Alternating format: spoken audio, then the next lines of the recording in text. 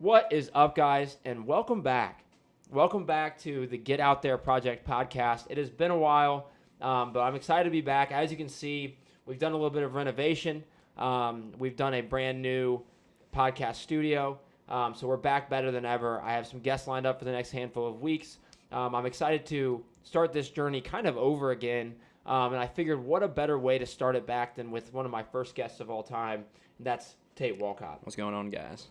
Familiar face on this channel, on the Outlaws channel, on the Instagram, everything. Over the years, we've created a lot of fishing content. We've created a lot of hunting content. We've done a lot of fishing and hunting together. And so I always love an opportunity for us to get kind of sat down in a controlled environment, and really just get a break it down. We talk about fishing. We talk about hunting a lot. But we don't always get to do it with a camera on us for other people to hear. And I think that, between me and him, and especially him, there's a lot of stuff that he can help break down, especially for people that are more on the beginner side of hunting. Before we get into that, obviously it's been a while since we've done a podcast, and so I want to jump in, just kind of make sure everybody's aware of what this podcast is, what it entails, and what all it covers, really. So the Get Out There Project podcast, we started, I believe, back in about 2020. Was when we originally started doing podcast episodes. And that was all the way back on the Heartland Outlaws channel. 2 years ago, I did a handful of episodes on the Get Out There Project podcast YouTube channel. It started out as a podcast for us to be able to talk to people looking to get into hunting, looking to get into fishing, and just be regular guys that, work regular jobs, that do it on the side like everybody else. And it's great to go and listen to those like famous guys that do it for a living, but how well do we relate to them, And so we started out there, and I think over time, as my career has changed and as our experiences has changed, this podcast is changing into more so just getting out there and trying new things. So whether it's hunting or fishing based, which is a lot of what this will be, or if it's fitness or mindset, I want to cover a lot of things here. I want people to be able to come in, get insight on stuff that they don't know that much about, and really broaden their horizons to go and try new things. Go out and understand that you only get to live once, and you should go out and try things that you're interested in. Not be afraid to suck at them at first. For hunting, for me, I got into it when I was 18 years old, and I was terrible. And so we picked up on it, and I've learned a lot. And now, I came off my best hunting year ever this year. 7 years later.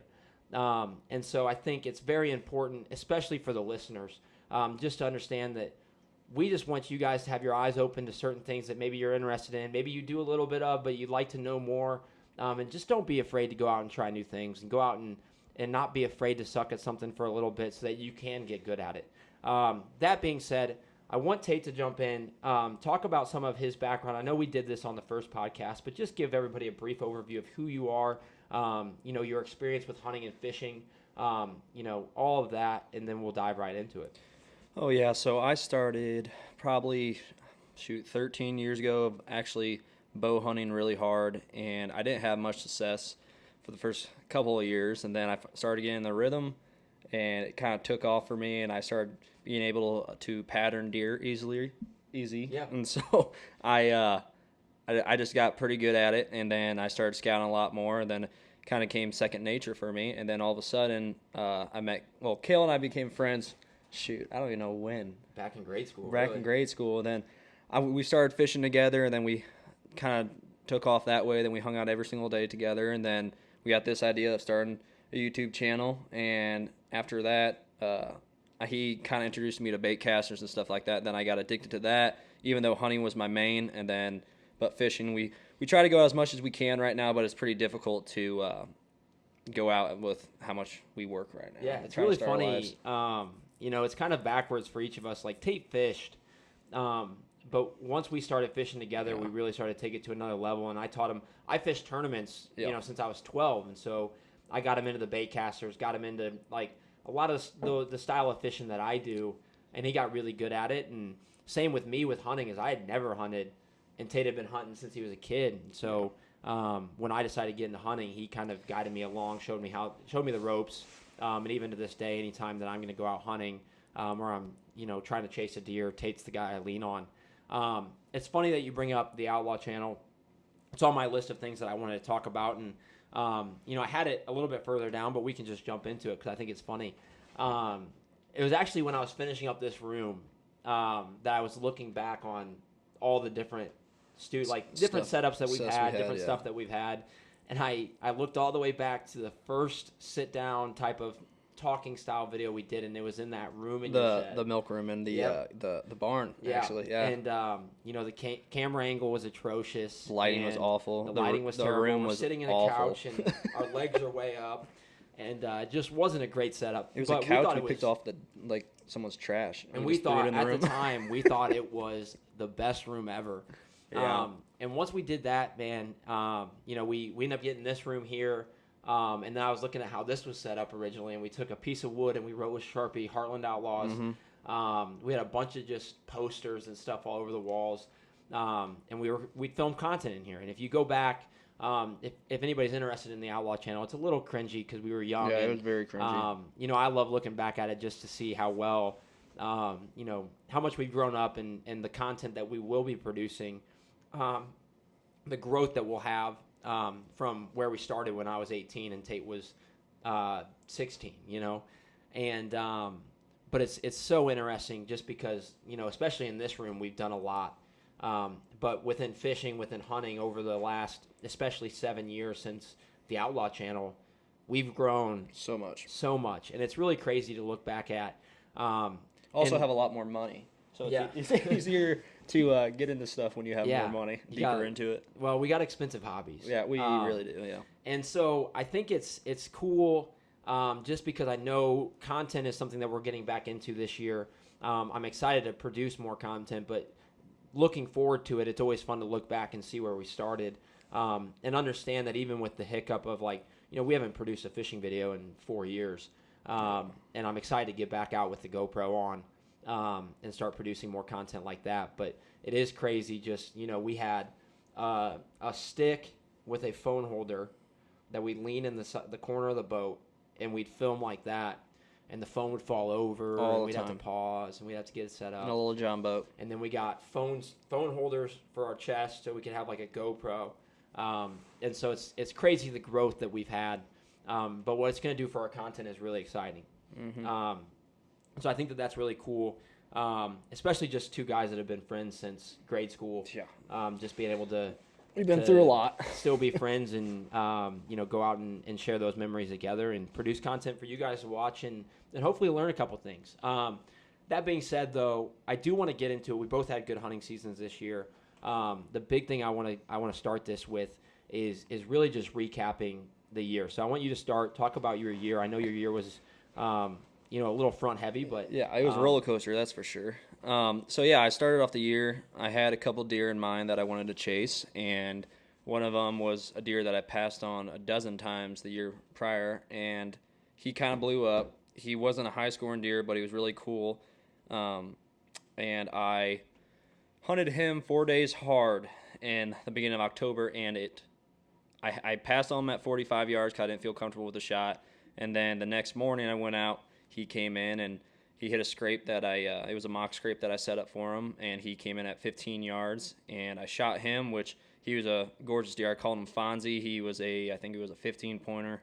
He had a little drop tine, splits everywhere. He was kind of like a double main beam type buck because he had it was a pretty cool buck. I mean, I don't have him with me right now. I brought my other deer from 2 years past, but then after that it was stupid of me because I had probably I don't even know how big. I called him Trend because he blew up from the year prior, and he went from probably a 130 to a 160. He probably had around a 16-inch G2, and I saw him a couple times in the deer stand, and I wanted to hunt him, but also I wanted to give him another year because I knew that he could be something special with how big of the jump that he had this year. And so I kind of laid off hunting him, and then I saw another target that I didn't know if I was going to shoot in a field, and I'm like, yeah, he's mature. I bet he's our buddy Adam and I were just talking the other day, and him and I both think that he's 6 years old this year. So I hunted him hard. He came in chasing a doe at 40 yards, didn't clear a limb, took off. He disappeared in November. I think he survived because I think if any of the neighbors shot him, I would have got pictures of him. I bet he's pushing 160, but he's just a old brute. I mean, he's insane. So I mean, other than that, I mean, I pass on many bucks this year that I usually would have shot at 3 years ago. But I mean, it's just I'm looking for the giant. I'm looking for a 160 plus at least. And at this point, I'm just it's a waiting game for me this year. So, but it turned out to be a good year. I mean, a lot of Adam shot a really big one. You shot a really big one. Shed season has been great. Yes. And so I mean, I think all combined, I think how many sheds did you find this year? Let's see. Most of them are right 18? here. I didn't find. You 18. didn't find 18? I found a handful of deadheads. I found 1, 2, 3, 4, 5, 6, 7, 8. I probably found 10 sheds and 3 or 4 deadheads. I also don't shed hunt a ton of acreage. Tate and Adam cover a lot more acres than I do, and you found, 28? I found 28, and I think Adam found 23, 24. So I think all combined, we probably found, close to 70? 50, yeah. Close to 70-ish. And some of the deadheads we found were pretty awesome. Yeah.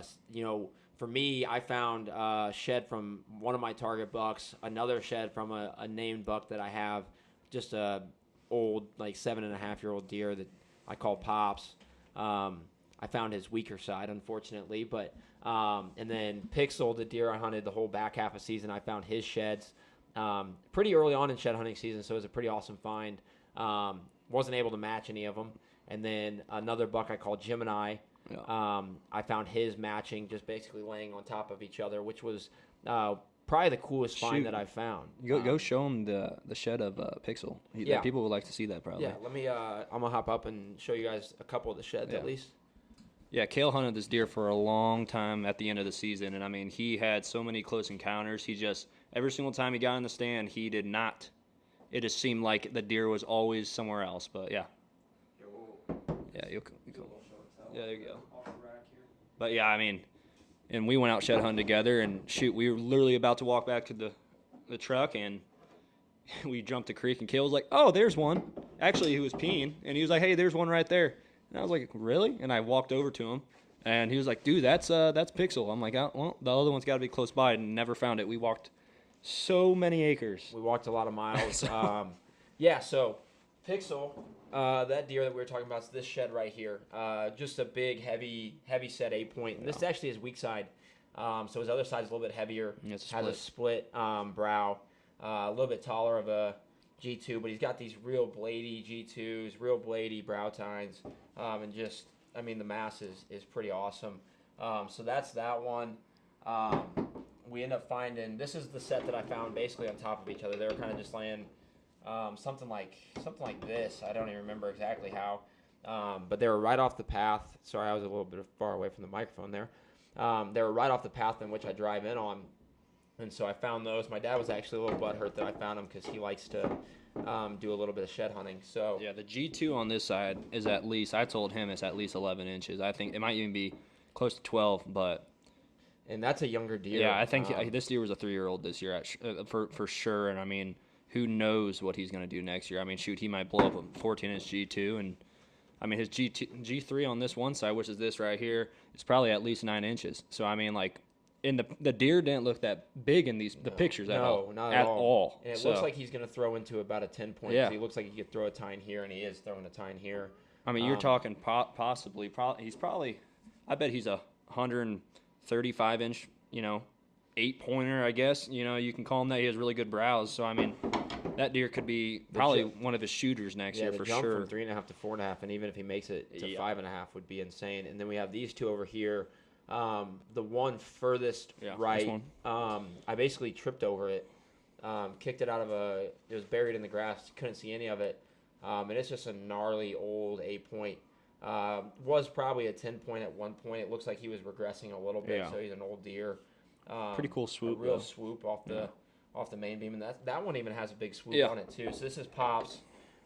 He's just an old. I mean, just. I bet he's 7. He's an old deer, and he just looks like a brute.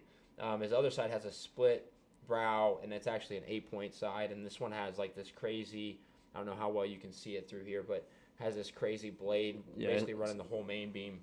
And so it's really neat. And then found a lot of small ones. We'll actually just leave those there. They probably look cool there. But shed hunting season's interesting because every year I go out, I walk a lot. This year I think I walked more than ever. I had a better year than I've ever had, finding a lot of big sheds. But, dude, it's just so. I just feel like I get so addicted to it every year. It's so addicting. Like I always say, I'm done, and then I, call somebody or I get permission to shed hunt another 100 acres, Yep. another 60 here, and it's just addicting to get out there and start walking, and you don't really know what you're gonna find, and it's so random. Well, you kind of put the piece of the puzzle, like on a deer, like Pixel right there.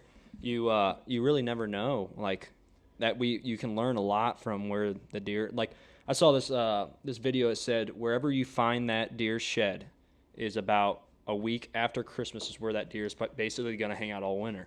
And so it really shows you, like, that Pixel was in your woods all the time. But the problem is that you could never get time off work to go in there when he was actually on your side of the creek. Well, he was so interesting. So this deer, he was playing mind games with me the whole back half of the season. I'll give you guys a quick breakdown of my season. So my off season was pretty rough. I didn't really get out and do much. I trimmed limbs about a week before season started and put out I put out one camera. I only had one working camera at the time. Didn't really have time to go get any. Work was kind of kicking my butt. And so the first 2 weeks I hunted pretty hard. Didn't really know what I was hunting. It was kind of an interesting experience. Every year I've been pretty prepared. This was the first year where I was kind of going in blind. Like I didn't know what deer I had. I didn't know which ones were shooters. I really had no clue. I was hunting blind. I knew what I had last year, but I went in this year really blind. And then October 16th, I believe, was a Sunday. I got back from a work trip, decided to go sit in the woods, and sure enough, it was 3:30 in the afternoon. The doe comes walking out, and 2 bucks, and one I was like, that's definitely a shooter. And it's actually this deer right behind me. So I got this digital taxidermy made of him, and so it's like basically they took the rack and put it on a picture, and so it's really cool. And I actually ended up getting trail camera pictures from a neighboring property of this deer, so it's cool now that I have some pictures of him. But he comes in, he hangs out behind me for about 45 minutes, and this is the thing that's so funny is, hunting's such a game of, there's so many like minor things that go into it that determine if you're successful or not, right? The wind, your scent, how well you can go undetected. All of these things go into it, right? And people, I feel like this is a good teaching point. I feel like people just wait for the perfect weather. I feel like people like, oh, it's raining, I'm not going out. Oh, it's 30-mile-an-hour winds, I'm not going out. Oh, the wind's coming out of an odd direction. Like, and they do all this, but my philosophy, and it's worked well for me because I feel like any time that I've killed a buck, it's always been terrible weather. So one year it was 92 degrees and nobody was going hunting, and I was like, I'm going hunting. It was opening day. The second one, it was raining basically most of the afternoon, and then later in the afternoon it quit. I ended up shooting actually a deer that's hanging up on the wall here. It's a crazy, one side's this giant fork, and then the other side's a really cool 8-point with a split G2. And this one, it was 35-mile-an-hour wind, and I was like, well, I don't really get that many days off right now. I'm going to go hunting. And so I'm sitting there. I actually decided to sit mid-timber just because I was like, the wind's a little bit lighter in here. I don't really think they're going to go spend a lot of time out in the fields with the wind blowing. If they are, they're going to hang tight to the timber. And so this deer comes rolling in. He's behind me for about 45 minutes. And finally, he starts a little like fork buck, little 4 or 5-pointer comes up right in front of my stand. I'm looking behind me. Next thing you know, I turn around at 5 yards away is this fork buck. And somehow it didn't spook him away. The wind really did help me a lot, to be honest. With movement. Because like I dropped my binos off the stand, which is the biggest rookie mistake ever, and I felt like an idiot. And, they popped their heads up, looked around, didn't see anything, went right back to eating. And so then this spike buck comes up and draws the doe in. And so then the other 2 bucks kind of follow. This buck's behind me. I basically, when I'm out in this tree stand, especially in timber, I usually like landmark yardages. So I'll find a tree that's 25 or 20 yards away, one that's 30 yards away. And so I've done that right when I get out there. And this deer comes in. He comes in kind of between 2 landmarks. So he's probably at 25 yards. I felt like he was closer to 30. So I draw back basically directly behind me. And so I'm kind of around this tree, drawing back, and I put my 30 pin on him, and I send it right over his back. And so I'm like, oh my gosh, this is like, I'm like, everything that can go wrong in a hunt is going wrong. No, right seriously, now. it seems like that always happens though. Yeah. Like whenever the time comes, like the time you've been sitting in the deer rooms for so long, and the time comes, something always goes wrong. Something always it goes either wrong. pulled off, or you go back to your truck so frustrated you were like, I'm never coming out. It the was rest of the yeah, season. it was insane. And so yeah, so I send one over his back. He looks back. You know, I think the wind again, like I said, the wind helped me a ton. Cause he didn't see me. He didn't see where the arrow came from. I'm gonna get another beer. All right. You keep going. Yeah, and so he didn't see where the arrow came from, right? And so he looks back where the arrow lands, and he looks back. The stow doesn't care. The other buck around him doesn't care. Somehow these deer are just oblivious to me being right in the middle of the action. And, you know, all of a sudden he walks into basically within 20 yards, a little bit of an easier shot because it wasn't directly behind my back. And I had to pull an arrow out of my backpack, put it in my bow, and sure enough, drew back on him and double lung shot him, and he was down in 40 yards. And the nice thing about it, like I said, he came out at 3:30. We had him out of the woods, field dressing out of the woods before it was dark out, which you can't really beat that. So, but that's the thing is like it's never going to be perfect. You know, the weather might not be perfect, but you should sit. And I think anytime you get a chance to sit, you should make it a point to sit. Just because you cannot kill a deer from the couch, right? You can't catch a fish from the rocking chair. You can't kill a deer from the couch. Mm-hmm. Get out and do it. You know, I don't care if it's windy, if it's raining. I sat, you know, basically 6 hours in freezing rain, and I saw more deer movement that day than I've seen on a beautiful sunny 60-degree day. You know, and so and I think this kind of goes right into what I want to talk about is, especially for younger people, especially for people newer to hunting, the biggest advice that I'll give is, like, there's a lot of people that will tell you, okay, play the wind, play the sim, play all this. And it's like, yes, use that as factors, but also just go out and learn. Yeah. You know, you don't learn how a deer reacts until you see it react. You don't learn how sin affects a deer unless you get winded by a deer. You don't learn if you can, you know, even get a shot off when a deer comes in until you've been in a situation where you want to get a shot off. You know, that the buck fever, all the nerves are real. You know, with my deer, he was behind me for 45 minutes, and that's a long time. Yeah. For a deer to be out, like a shooter to be around you. Like most people, a deer comes in, you see him for upwards of like 5 to 10 minutes, and you've taken a shot or he's gone. And so I'm sitting there, and, you know, I'm shaking, and, you know, I'm trying to like hold on so my legs not shaking so much. And but once he came in, it was really interesting, and I think this is neat. Once he came into shooting range, and I knew it was time to take a shot, it seemed like everything shut off.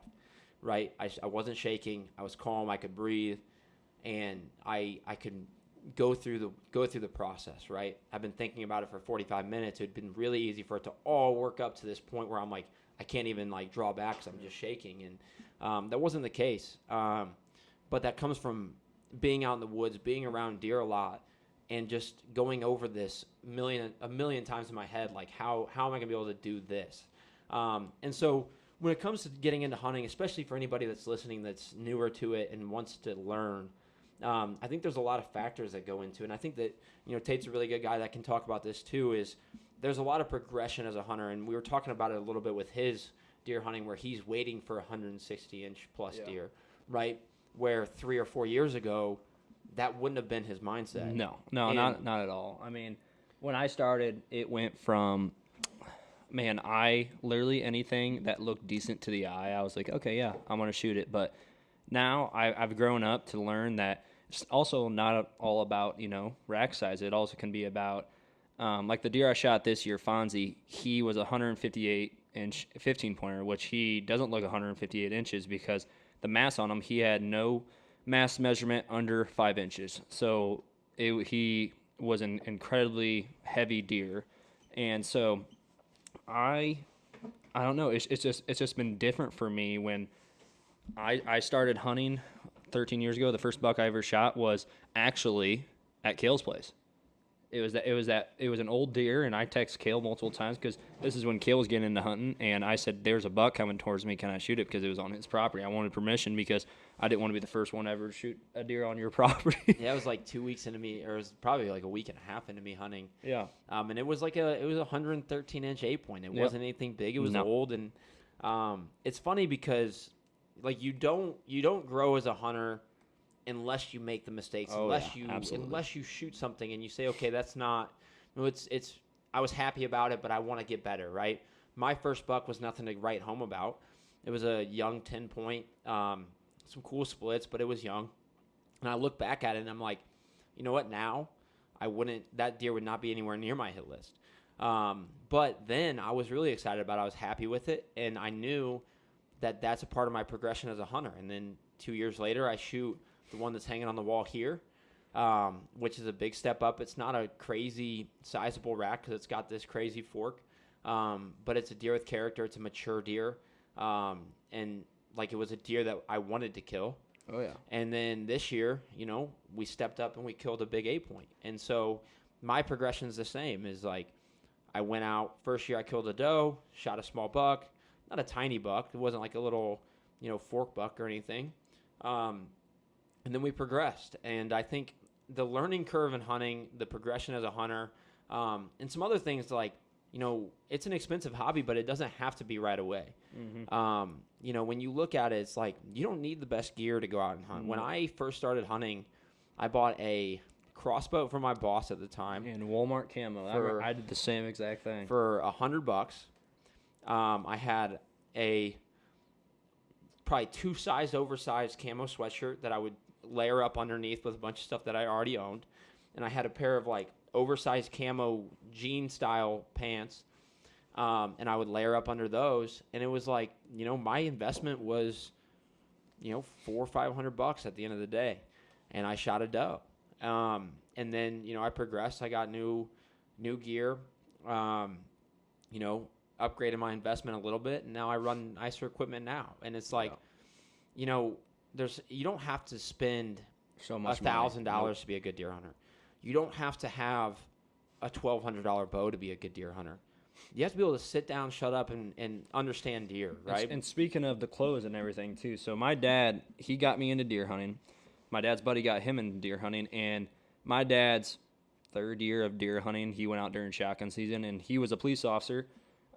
He's recently retired, and he went out there right after his shift, and he forgot his camo pants, so he climbed up in the deer stand with his suit pants on, and he put on his camouflage jacket and a vest and sat in the deer stand. Next thing you know, a 209-inch buck came out, 18-pointer, and he shot it. And that shows you that not everything is involved around money and hunting. It does help when you have the right financial support because, you look at these big, like Drury Outdoors, Seek One, they have a lot of money, but, that does not mean that you can't shoot big deer. I'm not saying 200-inch deer, that was a fluke. And and you talk about Seek One, like, dude, just this year, he shot a 212-inch buck in this first pair of camo pants he ever had. Yeah, typical. So, it's like, the thing is like, when I look at it, it's like, okay, so the guy that's 80 years old at the coffee shop every morning, he probably hunted deer in a plaid flannel and smoked a cigarette in the deer stand and still probably shot a 180-inch deer. Yep. And like, we're not going to go and wear, flannels and smoke cigarettes in the stand. No. But you also don't need, and, Tate runs a Ozonics and he runs equipment, but you don't need it. Yep. Now you can progress to that point, but like when you're first getting into it, it doesn't have to be perfect because you don't learn. Like I said, the point of this podcast or the point of trying new things is you have to suck at it. You have to go through the progression. There is a big learning curve when it comes to deer hunting. Like, there's stuff that I use in my deer hunting now that I didn't even know were factors when I first started hunting deer, right? I knew the wind direction. I knew to cover your scent. And I knew to wear camo. Yep. I knew to be quiet, right? And now you start to look at, patterns, and you start to look at the temperature, and you start to look at, entry points. So if a deer is entering a field, they're probably going to enter at a lower point because they can be able to scent things more. The way a mature buck approaches, a field, he's going to basically walk almost a whole side of it before he enters it to scent check it. Like, there's stuff that you would never know when you first get into it, and you can still find success as a deer hunter. It's the same with fishing, right? Oh, yeah. And you don't need, I run 12 bait casters, and I have thousands of dollars of fishing equipment, and I don't need it. I caught just as big a fish when I was... But you want it. I caught just as big a fish when I was 15 years old, riding my bike out to a pond with one rod and a little handle tackle box with, a good handful of lures and a backpack with some plastics in it, right? Yeah. And I still caught 6-pound bass then. It's not about the money. It's not about having the best equipment. It's about going out and trying it out. Yeah. And so any advice that I give to anybody getting into hunting or fishing or really any new topic, it's the same with like this podcast. Like when we first filmed podcasts, we didn't have microphones. We didn't have 2 microphones for that matter. We didn't have a nice setup like this. We were in a room that we cleaned out and painted, sitting on a couch with a bunch of fishing equipment in front of us. Yeah. But that's how you learn, right? And I wouldn't know what I know now about, recording audio and filming and having a setup if I didn't do it terribly the first handful of times. But especially getting into hunting too, one of the biggest things that I see people struggle with is how to acquire land. Oh, yeah. That's and a hard one. Especially Middle Illinois, especially, basically any Midwest state, you're going to a lot of private properties. What's the best way to go out and acquire land? Well, the piece of advice that I'll give you, and I'll let Tate give you some advice too, is just go and knock on doors. Don't be afraid to get told no. Have a good approach, right? Rehearse what you're going to say a little bit. Give your why, like why you want to deer hunt. They might ask you to help out. You're going to have to be able to lend a hand and earn it a little bit. Tell them that you're willing to help them out with things around, like whether it's chopping wood or, clearing limbs, whatever it is. But if you want permission, one, you can't be afraid to get told, be told no, right? I go through the same thing with fishing and shed hunting, where I knock on doors, I make phone calls, I try to acquire places to fish, I try to acquire places to shed hunt. I've been told no numerous times, and I don't go in expecting a yes. I just go in trying to let them understand who I am, what I'm asking, what my intentions are, and that they know that I go about it ethically, I go about it with courtesy to their land, and it's up to them, really. But that's the best way that I've found, is just, if you see a place, whether you're looking on Onyx, you're looking on Spartan Forge, whatever your apps that you use are, find places you like and just go knock. Don't be afraid to be told no. Yeah, exactly. And I mean, like, I grew up hunting 20 acres that my uncle owned for a while, and the thing is that I never knew. I mean, it does not take much land to shoot giant deer, and I mean, Seek One's proven that. I've proven that.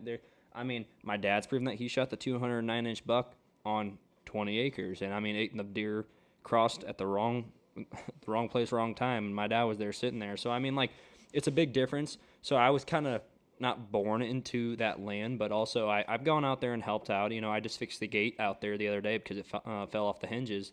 So I help out there. I take care of that land. And then this other piece of property I got kind of just fell in my lap. But the thing is that I go out there 2 or 3 times every year and help him trim up trees, do all sorts of type of work. And that's where I shot my 1 buck this year, and it turns out pretty good. It's a nice property. There's a lot of hunting pressure out there, which does not help. But the thing is that, talking to people, creating relationships. I mean, shoot, like that one property, the new property I just picked up, I talked to the neighbor, and the neighbor's the nicest guy. I've never heard of this guy, the nicest guy ever. And he lets me go out there, fish his pond. He lets me retrieve deer on his ground. He used to let me hunt it, but he had someone else come in and that's hunting it now, which is perfectly fine because I didn't hunt it that much, but it was also just nice to expand that property a little farther and farther and farther. So, I mean, like, and also it goes back to, like, if you are driving around the lake like what we do a lot, Kale, we see giant deer in fields, and we look around on OnX and we say, where could this deer be living? Where could this deer rut? So, I mean, that's how you also learn properties a lot. I mean, I think we know properties around where we hunt like the back of our hand, And because 90% of them we don't hunt. yeah, 90% of them we don't hunt. We just, we don't hunt. we talk to the landowners. We know a lot of people around them. The big thing too, guys, is just talk to people in general, right? Yeah. I've acquired hunting property or shed hunting property through where I work, just getting to know the customers that come into my store, right? If I'm at events or I'm, at places and I spark up a conversation with a random guy at Bass Pro, it might give me some insight on places to check out, right? And that's the big thing is, if you want to get good at acquiring property or you want to get good at any of that, you first have to know how to talk to people. Oh, yeah. And it kind of comes back to the same concept is you have to suck at it for a while before you're good at it. And it's not always going to come up in conversation, but it definitely won't if you don't talk to them. Mm-hmm. I'm a type of person that if I go into a Bass Pro, I'm probably having, 5 or 6 different conversations with random people while I'm walking around. And it's just because, I like to get to know outdoorsmen. I view the outdoorsman community as a community, and like we're a bunch of people that all have similar mindsets, similar goals, similar backgrounds, and I like to learn from people, right? Yeah. And so, good example of this is I was looking at trail cameras at Bass Pro, I don't know, 4 or 5 months ago. I ran into this dude there and, got to talking to him, and on first glance, I probably wouldn't have pegged him as like a real big hunter. And then he's showing me pictures of a 185-inch deer that he's killed. And I'm like, this is pretty awesome, because then we started talking about, different things that go into deer hunting. We talked for probably 30 minutes. And it's just cool to learn, right? And again, back to that learning curve, back to how you get into it, how you get better is you learn from the people around you. Oh, yeah. How much have I learned?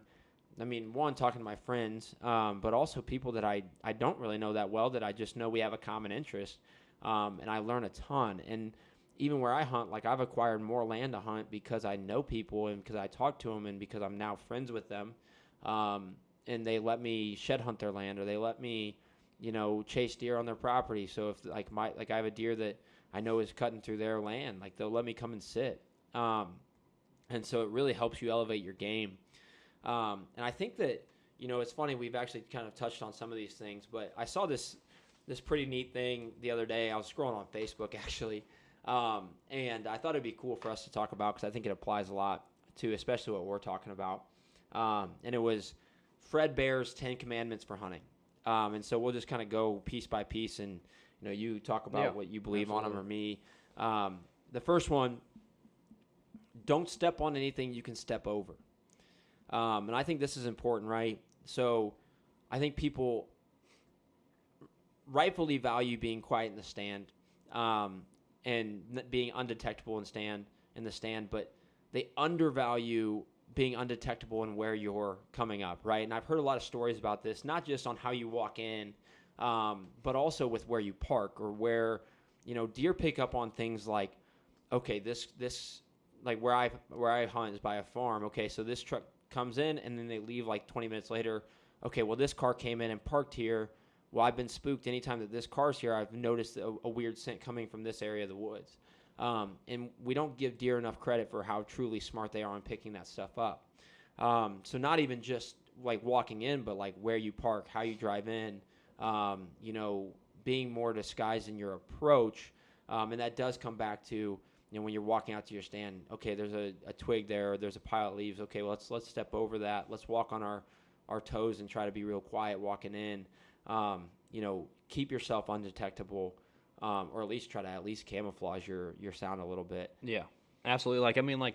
Access is key for basically everything. I mean, if you don't have good access to your deer stand or where the deer is at, I mean, you might blow that deer out of there and you may never see him again. So you got to be careful about that. So the deer I hunted this year, I figured him out 4 days into the season. I figured out where he was going, how he was getting there. But the first 3 days, or the whole season, leading up to the season during the velvet part, I had no idea how this deer was getting from point A to point B in 5 minutes. I was like, how the heck are you doing this? And so I learned that from the neighbors and talking to me and everything like that, they said that this is the route the deer takes. And I was like, well, I know where his other route is. So I moved my truck 200 yards, and that's all it took. And the next morning, I shot him at 15 yards. And I was basically blocking him off to taking the trail that he always took when I wasn't there. It's because my truck was blocking, the route he took, which was literally maybe 400 yards away from my deer stand. He took the route every single day. He went from one camera, and then 10 minutes later, he went to the other camera, and then 10 minutes later, it was a triangle. So I finally figured him out, and access is key. I snuck in there when he was in the field feeding, so he didn't know I was in there, and when he was coming back in from feeding to bed down in this low area of near a creek, I was sitting right there. We crossed points. He hit the scrape, and I shot him right there. So access is very important to deer hunting, and anyone that you ask that deer hunts will say that. So and it comes right into the next point is don't look for the deer, look for the movement, and remember it's what they're looking for too, right? Oh, absolutely. And so you can look at this a couple different ways. So when you're in the stand, don't just sit there looking for deer. Sit there looking for movement, right?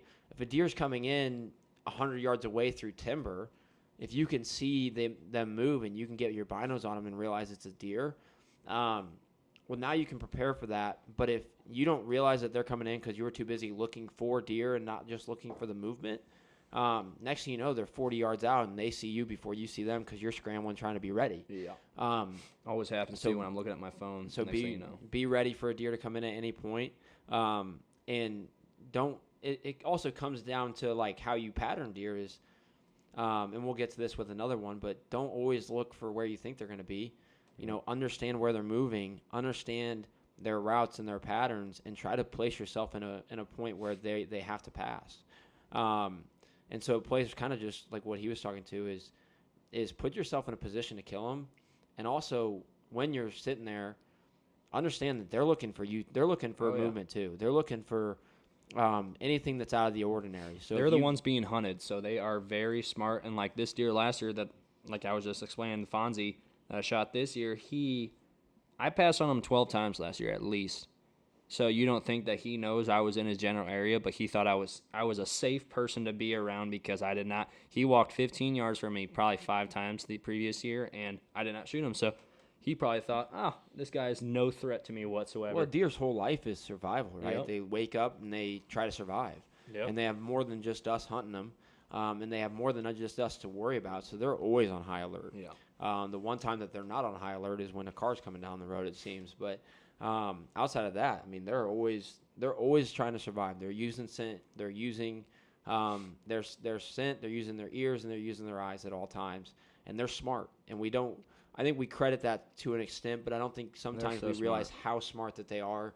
How tough they are too. Within patterns and how they pick up on things and how they can dictate, okay, this scent from this human that's up in the air 15 feet or 20 feet is dangerous, but if a human was just out here walking, maybe it's not as dangerous, right?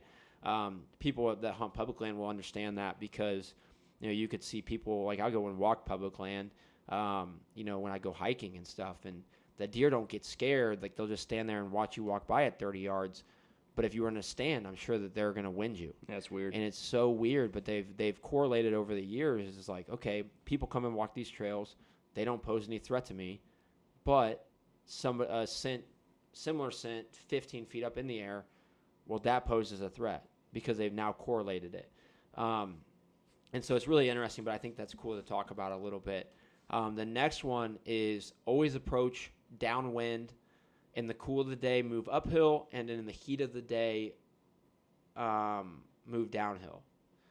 And so it's interesting, and this comes back to how smart they are, approaching from downwind so that they're not going to catch your scent when you're coming in, right? Mm-hmm. Anytime I come in, I know where the deer bed to an extent, and I never approach from that direction. Really, it'd be hard for me to approach from that direction given where I hunt, so it actually plays into my area really well. But I'm always approaching downwind. I understand where the wind's coming from. Some days I'll even have to walk. I'll even make it so I walk further because I know where they're at or where they're bedding. And so I'll actually walk a longer path to get to my stand so that I'm undetectable. And people don't always look at it like that. They're like, okay, well, if I spook something coming in, they might just come back. And it's like, well, you could avoid that altogether. But in the cool of the day, move uphill. In the heat of the day, move downhill. And that's just back to how the deer move and how they operate and how they try to survive. And so staying undetectable and being, sneakier, getting in and out, going back to access points, all of that, it's like, well, we have to actually look into that, because if we just go out and we just sit and we think that that's all that it takes, we're dead wrong. Oh my gosh, yeah. I mean, it's a big difference from the deer are smart. They lived in the woods. You just go visit the woods every now and then. So I mean, like it's totally different. Even though trail cams helps you out a lot. So like I don't even know how much money I got invested in trail cams, but I try to be one with the deer, as you can say. I mean, I put around 30 trail cams out every single year between the two of my properties, and I know when the deer enters my property, when the deer leaves my property. But at that point, I mean, like, I've gotten out to my hunting ground before, and I get a notification on my phone that says the deer that I'm after is standing right in front of my deer stand that I was going to go sit. And I'm like, well, my day's ruined. So I have to go sit on the completely different end of the property. And next thing you know, that deer's literally walked by the deer stand that I was going to sit in 5 times. But it's just the axis is key. And I mean, like, you can't really do anything about it, especially early season. I mean, Kale, you had that happen a couple times to you this year with hunting's pixel, that you were going to go sit in that one stand and he was already in there before you even got in. I mean, he came in, he'd be in and out. If I was going to sit that morning, he'd be in and out by sunrise. Yep. And then days where I couldn't sit, he'd be coming through in daylight. Some days he'd come through midday. And it was just random. But the thing is, and I think the best way to picture this, right, is if you came home and you walked in, you obviously lived there. You would be able, even if there wasn't much to tell you that something feels off and like somebody might be in here, probably everybody's had it where they walk in and something just feels off and you're like, ooh, like, is somebody here? Like, you get a little worried. It's the same with deer. We're walking into their living room. Yep. Right? And it's going to feel off to them if there's something that tips them off that, oh, maybe somebody's in my living room.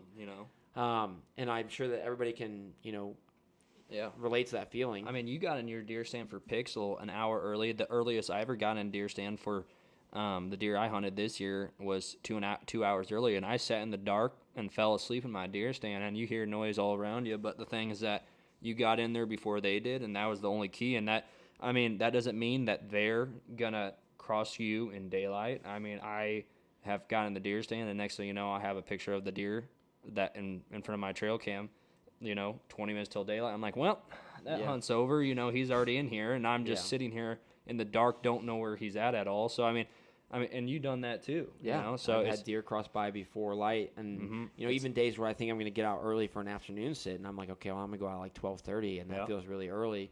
Next thing you know, my target buck's walking through at 11:30. Yep. I'm like, of freaking course. Yep. The next one, the best camo pattern is sit down and be quiet. Your grandpa hunted deer in a red plaid coat. Think about that for a second. Yeah. And it goes back to what we talked about. It's like it's not all about having thousands of dollars of camo and the best equipment. The best camouflage pattern is to just sit down and to not say a word and only move if you have to. Yep. Deer are looking for movement, and that's where camo is nice because it breaks up, like it fragments your shades, and so they can't see you as well because they're going to see stuff that resembles a tree and it's all broken up like limbs. But if you're moving a ton and you're not sitting still and you're making noise, you're texting on your phone or you're, glassing every 5 seconds, like deer will see that. Yeah. If they're downhill and you're sitting uphill and they're looking uphill because they're about to walk up there, where do you think they're going to see? They're going to see you there. I've been in that situation where I had a deer lay down 40 yards downhill from me, a doe, and I was waiting for this buck to come behind me, and I couldn't do anything because she was looking up at the deer behind me, and right between the deer that are uphill behind me and her who's downhill is me sitting in a tree. Yep. And so I couldn't move, and I was froze. And deer, they don't see like humans do. They see shapes, basically. So, like, when you have a deer spot you in the deer stand, they stand in there and look at you, and you have to sit still, and you can see how they try to get different angles of you because they don't they see movement, but they don't know exactly what you are, and they only see certain colors like blue. That's neon orange to them, neon yellow to it's very easy to see orange. They can't see orange. That's why we wear that during shotgun season. There's only certain colors that deer can see, which is like brown, green. They see blue like insanely quick. So I mean, deer are totally different than humans when they see, so it's harder for them to do. But they also have better scent control. They have glands all over their body. So some people think when deer rub their horns on trees, they think they're like basically sharpening up their horns. No, they have glands on their head that they're leaving scent to basically mark their territory. Deer have glands on their top of their mouth that people don't understand. So when you see them, curling their lip, they're trying to get scent inside their mouth. They have almost like at a scrape when you have a tree dangled down. Like you want a limb or a rope or something hanging over a scrape because they're going to scent the scrape, but they also want to scent around the scrape. Yep. So that's why whenever a deer comes into a scrape and there's a limb hanging down, what are they doing? They're rubbing their antlers up here. Yep. Why? Because they're trying to scent up the area and say, this is my area. Yeah, this is my area. And they pee on their back glands, and they leave that scent in the scrape. That's why scrapes are so productive, because it's basically a buck checkup zone. So they go in there and see what buck is in the area. And if it's too dominant of a buck, they move out because they're like, I cannot compete with this deer that's in this area. And so they leave. So it's basically literally a checkup station for whoever has been there. But that's how it is. The next one, take only the gear to the field that helps you hunt longer, harder, and smarter. Yeah. I think this is really important. And, people, I feel like, just always want to bring everything. It's like, okay, well, I need to bring this. I got to bring this. And next thing you know, their backpack's 20 pounds. And it's like, okay, did you need all that? Because you probably didn't use half of it. And you probably just had a bunch of stuff in your backpack that you never pulled out. I bring my arrows, my bow. I bring my binos. I keep my knife set in there in case I kill one. I usually keep a water or two in my bag in case I'm, need water when I'm in the stand. And I have my call. Yep. And that's all I bring. Yep. And it's like, you don't really need anything else. Unless you're... And actually, I'll reference this. So, like, people that go out and spot and stalk elk, right? They don't bring a ton of stuff. Because why? Because if they kill an elk, they gotta haul it back, right? And they're also walking miles. So it's like, why do we do that with deer hunting? Why do we bring a million things to the stand? Mm-hmm. It's like, you don't need it. Yeah. So, as long as it helps you hunt longer, harder, and smarter, right? Tate brings an ozonics out. It's going to help cover his scent. He's got high pressure area. He needs as much scent cover as he can because the deer are looking for that more than maybe where I hunt, where the pressure is a little bit lower. I think I've only been winded one time by a deer the whole time hunting out there, and I've definitely had deer downwind of me. It's just a different ball game. So, when I look at it, is like, I only ever bring anything like, I'm like, okay, is this going to help me sit longer, or is it going to help me hunt better? No, okay, then I don't need it. And that's the best way to look at it, right? And it's the best way to make sure that you don't, go too all in on the equipment side or what you're bringing, and you really just hone in on the deer hunting. The next one, a rainstorm isn't a reason to quit, but a reason to stay. Yep. I think that's important. I think people just get afraid of hunting in the rain, or they just know it's uncomfortable, or they don't want to do it. Some of the best sits I've ever had were in the rain. Yeah, not hard rain. Not hard rain for now, but I mean, when it's a soft mist and a light drizzle, I mean, man, it gets, especially during the rut, it gets them moving. Because and guys, if it's raining and it's going to stop. Okay, so say sunset or last light's 5:15, right? And it's going to rain till 4:30. Okay, well, the deer are still going to move. Mm-hmm. The rain's going to be gone by last light. Do you not think they're going to move harder once it moves out? Yeah. But the issue is you can't wait till 4:30 to go climb into your stand, or else the deer are already there. Yep. And so, like I said, I've sat through a lot of rain in my time hunting. Some days I sit there and I watch a deer bedded down in CRP, 200 yards away, and he never gets up, and that's that. But, one time this year I sat for 6 hours in freezing rain, and I had more deer come by my stand that day, and I was uncomfortable as hell, and it was not fun.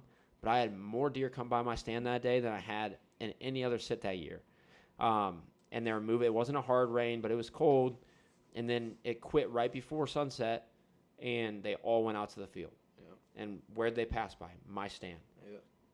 The only problem is the big boy wasn't with him. So, but my biggest thing is, and it comes back again, is you're not going to kill him from the couch.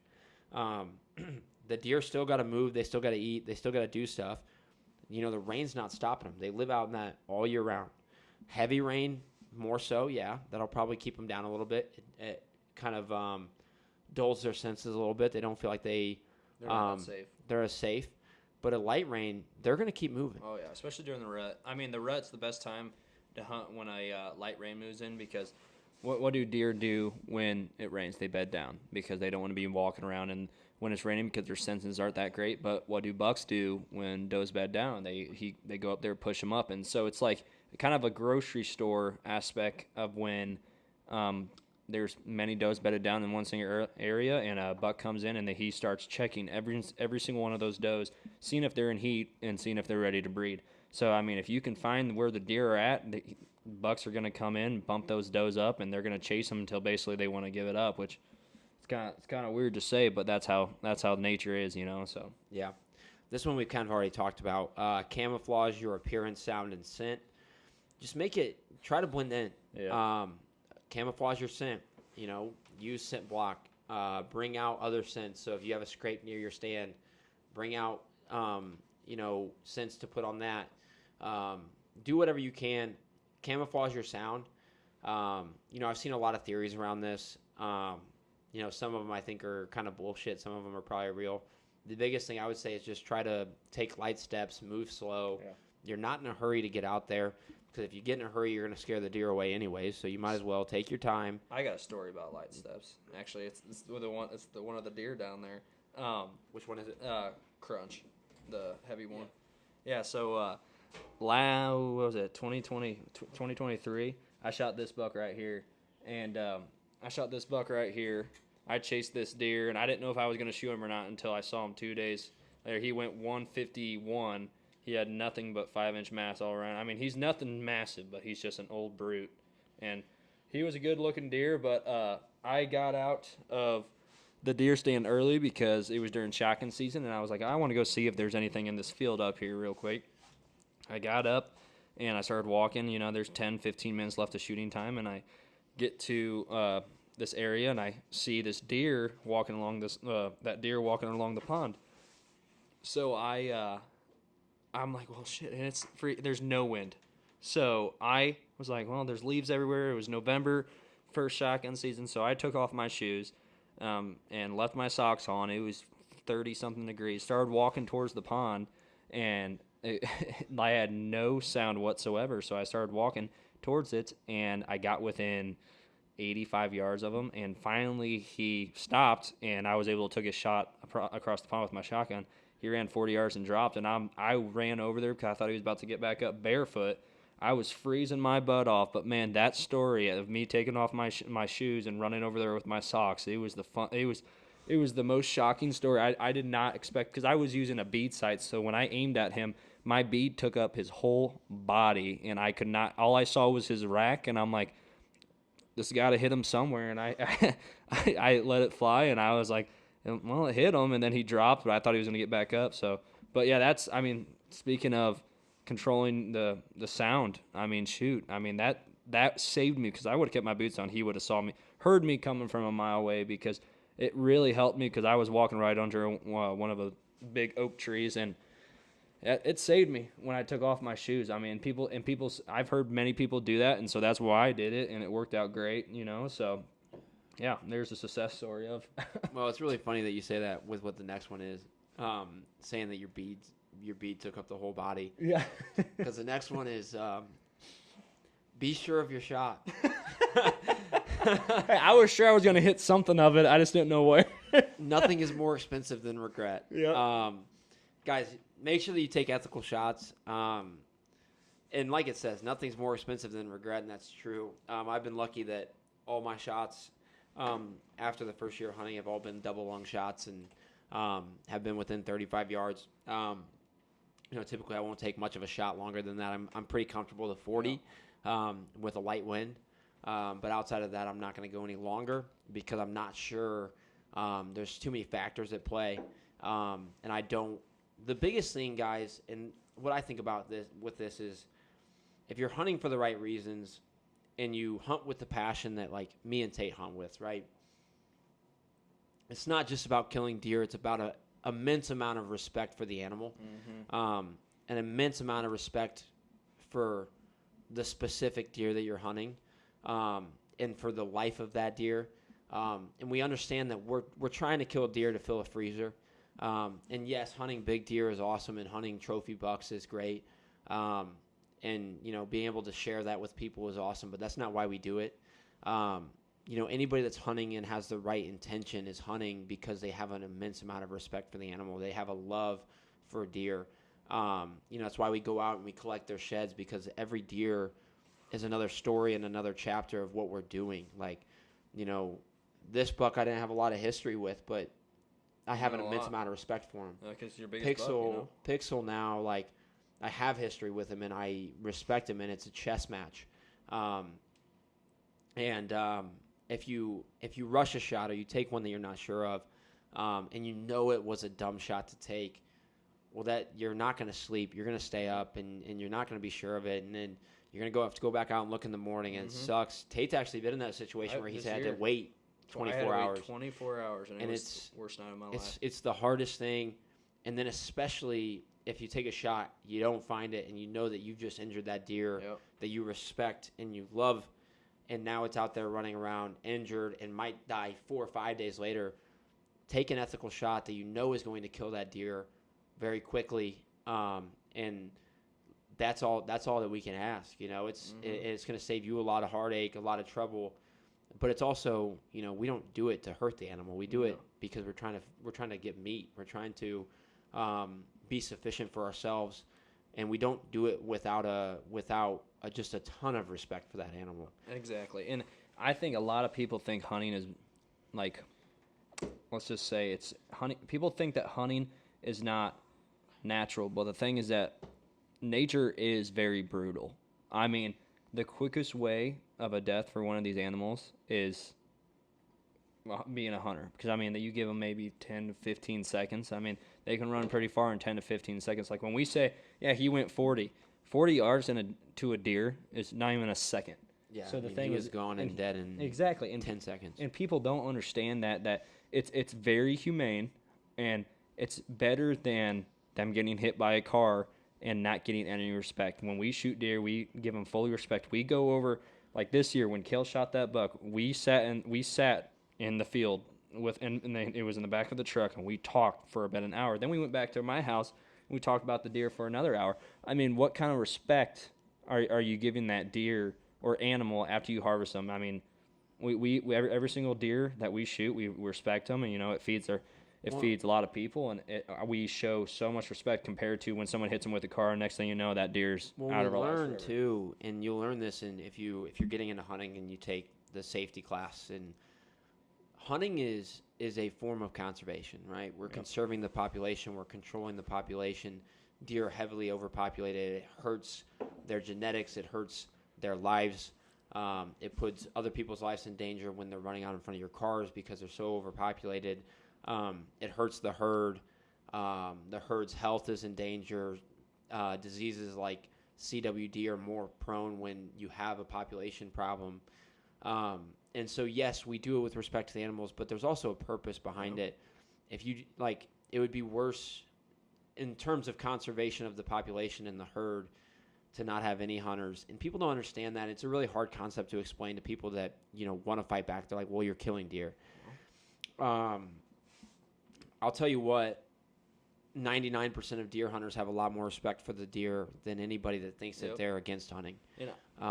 You know, we tell the stories, we track the deer, we pray over the deer when we find them, we pray for the deer. We're obsessed with this. And the thing is that when people say, like, you know, like we have so much more respect. I did a research in college about the healthy deer population. So a healthy deer herd per square mile is 5 deer. The area that we hunt right now has 40 deer per square mile. That is so unhealthy, because if they get blue tongue disease, it will spread so fast, and who knows if that deer population will ever recover. Yeah. And a blue tongue disease is basically they die of a fever and they go drown themselves in a lake. So EHD yeah, too. it's EHD basically. They go find the nearest water because they're running the highest fever ever, and they go die. So the thing is that's what we're trying to prevent here is by controlling the deer population, which we never will. That if no one ever hunted, the population would be, I mean, it would be overran. I mean, there would be so many car accidents, so many car accident deaths every single year. It's cool too, not to cut you off. Yeah. When you look at it, right, and so you look at guys that hunt the way we do and you look at the herd and how that represents it. You have bigger bucks. You go out, you kill does, and you control that population. Okay, now you have a healthier population. You look at certain states that are you have to kill a doe to kill a buck because they don't want it to be lopsided either way, which will then end up killing more bucks because they are running around trying to breed all these does, which takes a huge toll on the bucks. And it's very important for the population. And like I said earlier, is like people that are fully against it, they just won't understand that. Yeah. The biggest thing, though, that I can say about the respect for animals is, and I think about this a lot, is it's just such a big chess match, right? You're playing against an opponent that's smarter than you, and I'm not too big of a man to say that the deer that I hunt are smarter than me. They're a step ahead of you, and you're doing everything you can to get a step ahead of them. We lose sleep over the deer. I wake up during deer season. I wake up at 5 a.m. every day without an alarm just to check my trail cameras. I obsess over it. I sacrifice time for these deer. I have lucky to have people in my life that understand that. But the amount that goes into deer hunting, and that deer will never know the amount of respect and love that you have for them, and the amount of pain and trouble and frustration that they've caused you. And then it all comes to a culmination, and it steps out on an evening where you're sitting in a stand, and that chess match is coming to a close, and one person is going to win. Well, right? Exactly. And here's the other thing, like going back to conservation and everything like that. Like there is the amount of money that I have dropped into helping conservation in Illinois, and just everything in Illinois, it is absolutely insane. I mean, I spent just in tags this year, I spent over $400. $400 just to go hunt deer. And the thing is that, here's the thing. And I mean, shoot, fishing license, not that much money, but the thing is that the fishing population, I don't think they really focus on that. Well, it's the same. It's the same reason that they have limits in lakes, and they're all different. Is they take a survey of the population and they say, okay, well, our population is a lot of smaller bass and then a lot of really big bass. So we're going to make our limit. We're going to have a slot limit. So that we can grow the middle size. So you can keep X amount of smaller bass and X amount of bigger bass, but there's a slot. Like you'll go to lakes where you can't keep anything 14 to 18, which is wild. And I've been in tournaments where that's the case, and it's really tough because I had to put back a 4.5 pound bass, and I was like any other tournament, like that's an awesome keeper. Oh yeah. And but they do that for the same reason that people deer hunt, is we're trying to keep a healthy population of a lot of deer that are healthy. Their age range from a half-year-old to 8.5, 9.5 years old. They're growing correctly. There's a good ratio of does to bucks. There's a good what was the number you said? 5 deer per. Yeah, 5 deer per square mile. That's the healthy population. We have around 45 deer per square mile. Exactly, and so it's we're never going to get down to that, and that's fine. But we can do our part to try to manage our herds as well as we can. Yeah, because if we didn't hunt, I mean, shoot, who knows? That could be 60 to 75 deer per square mile. And the thing is that if no one's actually harvesting and using them, they're just going to waste, and they're just going to die of natural causes, and they're going to die awful deaths that they're going to be fine for a couple of days, and the next thing you know, they're suffering. When we harvest them, they're gone in less than 10 seconds to a minute. I mean, the worst thing is a minute. And so that's the thing. The next one is hunt where the deer actually are, not where you imagine them to be. I'm going to let you talk on this. I'm going to go grab another beer. But yeah, you're good. So hunt where the deer actually are. So the thing is that I've planted food plots in areas that I want deer to be. And the thing is that I try to drag the deer in there, but the thing is that I get deer in there, but not the right deer. So the thing is that I've wanted deer to be in a certain area to avoid hunting pressure in the other end of my property so I can have better chances at them on this side of it. But the thing is that they're not there. So I'm jumping a lot of money into one side of the property that I should be dumping in the other side of the property to have better chances. But the thing is that I hunt like early season. You hunt fields. That's where the deer are at because they're hungry. They're trying to prepare themselves before the rut. Late season, mid rut, you should hunt tight corridors where they're going to be funnels, and that's where you should be at during the rut. Late season, they're going to go back on food because they are basically ran themselves to starvation, and they need to be able to survive the winter, so they go out back to the fields, and that's where you should be hunting late fields. Sometimes I don't listen to that stuff because there's some areas that like, oh, this is a beautiful day to go hunt. It's snowing out. I want to go hunt this one stand because it's you know what I mean? Yeah, like, I know what you mean. It's a nice stand to sit in and relax. It's funny. So people will go out to a property and they're like, okay, where do I put a stand? Okay. Yeah. Well, they don't do enough to understand. No, you're good. All right, where were we? Hunt where the deer actually are, not where you imagine them to be. Yep. Like Tate was saying, there are days where you just kind of want to sit where you just feel like sitting. But I think the big thing that this refers to is, you know, when people go out to a property and they're like looking, where do I put a stand? Okay. First thing you have to understand is the movement patterns of deer, right? So what I would recommend people to look for is understand where they bed, understand where the water is, and understand where the food is. And then critically think, one, use context clues. Okay, where are the deer paths at? Okay, where are the pinch points at? Where are the entries to the field? What makes the most sense? If you have time, scout the property. Mm-hmm. And so look at the property or go out and watch the deer, see where they're coming out into the field, see where they're bedding down, see all of that. And really just have an understanding for where the deer are. That's where trail cameras are so important. It's like that's what we have them for, understanding patterns, understanding the trails, understanding, okay, I have a bedding area here, I have water here, and food here. So where should I put myself? Well, I should either put myself between bedding and water and food. And if there's a pinch point within that, well, that's really where I'd put myself. If there's heavy deer traffic trails, okay, yeah, probably going to hunt those. Or if there's like a main entry to the food source, okay, I'm going to do that. I'm probably not going to hunt over a bedding area because you kind of have trapped yourself for access. And so don't just go out and say, okay, this looks like a good spot. That's a good tree. I'm going to just hang it here. And the next thing you know, the deer are moving 80 yards away from your tree and you'll never get a shot. That happened to me. Place them by paths, place them by pinch points, place them by funnels, place them by water, food, whatever it is.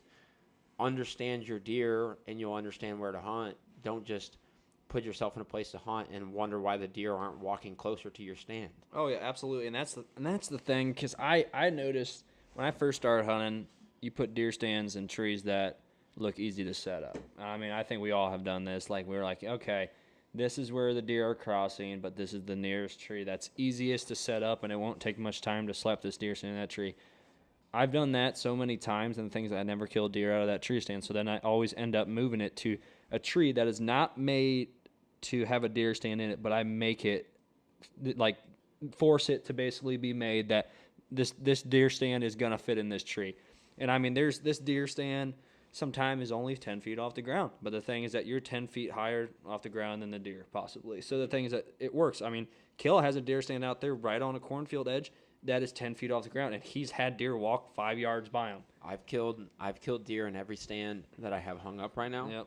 And we've moved stands if they need it moved. But every stand has produced at least one harvest for me.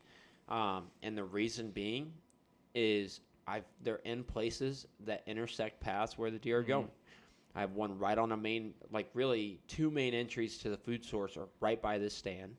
One is in the middle where they're crossing by water, so by the creek, and then one is near a bedding area that leads to food. So it's like all three of my spots that I mainly hunt are all perfect for deer movement, and their paths are within 40 yards of my stand.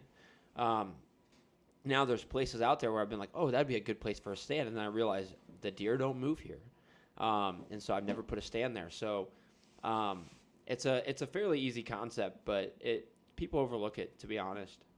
The last one, next year's hunt begins the second this year's ends. Mm-hmm. People overlook this too. Like, okay, well, I'll start getting ready in August. Okay, well, you've let 5 months go by, 6 months go by, where you could have been, doing things that would help your deer season, right? Shed hunting, getting an understanding for where the deer are moving. If there's a shed laying off of a path that you really didn't know about, well, I'll tell you what, there's definitely deer there. That shed didn't just end up there on its own. Scouting deer in the summer, having trail cameras out, understanding what deer you want to go after, understanding what deer are in your timber, where they're at, driving around glassing for deer, all of that stuff. If you're in a place that you can put out feed for deer, go out and do it. Get them in front of your cameras, get them in front of your stands, get them used to walking in that area so that they'll continue to walk there when season starts. Yeah, absolutely. Like if you're in a state that allows you to put mineral blocks out, I'd put mineral blocks out. Help them grow their antlers. Make sure that they're stopping back by your stands and your trail cams so you can keep tabs on them. But if they get used to walking there, well, guess what? They're probably going to keep walking there. Keep checking it. Use mock scrapes. Do mock scrapes as early as you can. Oh, yeah. So that they start to get defensive over those mock scrapes. Mock scrapes are the best thing that I've ever that I've ever done to my property. I have hung ropes. I have done so many different types of things. I mean, basically, as soon as the season ends this year, I take like a month or two off, and then I get right back into it, and I basically go and out to my property, see, because I don't know if anyone has noticed this, but as soon as the grass, basically when shed season begins, you can learn so much about the deer trails that you have never even seen before. I mean, shoot, when you walk into Kale's property, you can see the actual routes the deer take. When you walk into CRP ground, you can actually see, if you fly a drone over it, which Kale actually just got a drone, which I think is going to help us a lot to scout this year to see what trails the deer take heavy and what trails the deer take less. Even though we do see them, there's a chance they could take a different deer trail. Like some bucks, big mature bucks, they don't follow every single deer trail because they're smart, and that's how they have gotten so old. But the thing is that I hang cameras last week of May, basically first week of June. And I don't put them all out. I think I put 15, which may seem like a lot to a lot of people, but I usually finish the year off by having 30 out there. And so the thing is that I am constantly going 24/7. Same with Kale. Kale scouted at the end of the season so hard, and I usually put all my scouting into August when you can actually see what deer they're going to be. Usually around July you can see what they're going to be, like Crunch, like I just showed you that buck. I figured out what he was going to be. I actually was hanging a trail cam, and I heard something moving in the cornfield, so I got up and I saw him. He came within 15 yards of me in full velvet, and I watched him walk off at 15 yards, and I'm like, well, that was interesting. When I was hunting Pixel, a lot of nights I wouldn't get off work until 45 minutes before last light. And so I was like, or maybe an hour or whatever, and I wasn't in a position where I could go get in a stand. Well, it's like, okay, I need to understand this deer. I can't get in a stand, or the factors aren't right, whatever. And I don't shotgun hunt, and so one weekend was shotgun season, and so I parked my car far enough away that they didn't detect my car, and I looked through my spotting scope and watched and understood these are the paths the deer are using. This is where they want to be. This is where they're feeding. And I did that for hours. So anytime where I didn't actually have enough time to hunt, but I had enough time to go and scout for 45 minutes, I did it.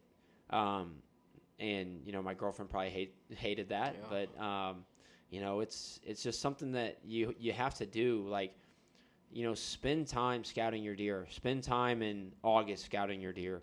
Spend time checking, trails. If you have a drone, that's going to be a nice thing this year, is being able to fly it over the field and see, like in a cornfield, where the deer are eating in bunch, where they're moving through there, where they're entering, where they're exiting.